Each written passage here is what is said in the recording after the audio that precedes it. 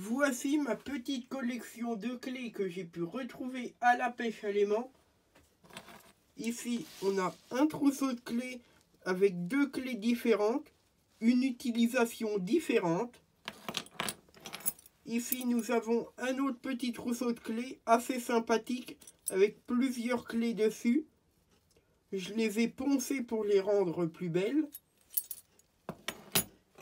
Ici, nous avons un autre trousseau de clés avec trois petites clés dessus différentes pour une utilisation différente. Là, nous avons une clé toute seule qui est bien attaquée par la rouille.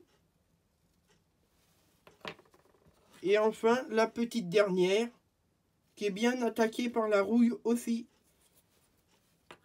Petit aparté sur l'épisode 1 sur le fer à cheval. J'ai retrouvé celui-ci.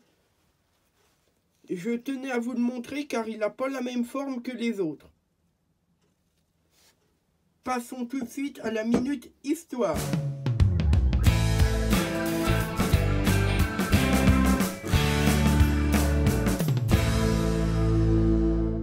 En serrurerie, une clé est un petit instrument qui permet d'actionner une serrure. Ordinairement faites de fer ou d'acier, les clés sont de nos jours essentiellement composées d'alliages à base de cuivre, zinc et de nickel. Des alliages également connus sous l'appellation de Myshore.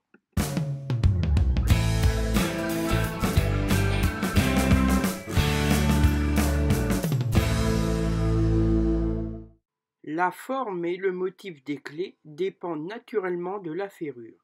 Les clés utilisées dans les serrures à garniture et les serrures à gorge comportent les parties suivantes. L'anneau, destiné à la prise en main.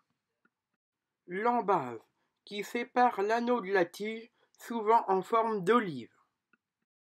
La tige, qui peut être pleine, comme la clé bénarde, ou forée pour s'enfiler dans l'axe de la serrure.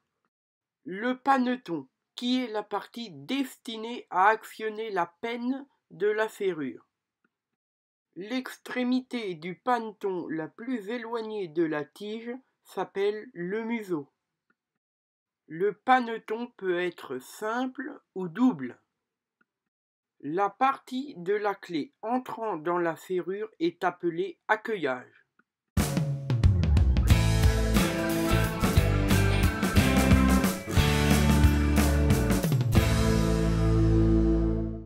La première utilisation connue du public, révélant une hiérarchisation et par la même notion du passe-partout, serait due au roi Henri II qui fit fabriquer en 1547 trois serrures apposées sur la porte de la chambre de Diane de Poitiers.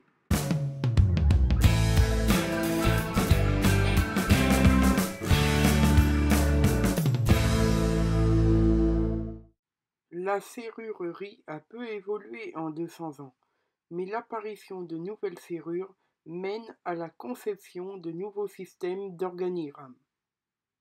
Les serrures à gorge inventées en 1778 par Robert Baron qui permettent dès le début des années 1800 de complexifier les organigrammes avec un nombre de combinaisons étendu et une sécurité améliorée, mais ce sont les serrures à goupilles inventées en 1844 par Linus Yale qui vont donner à la conception d'organigrammes toute sa valeur.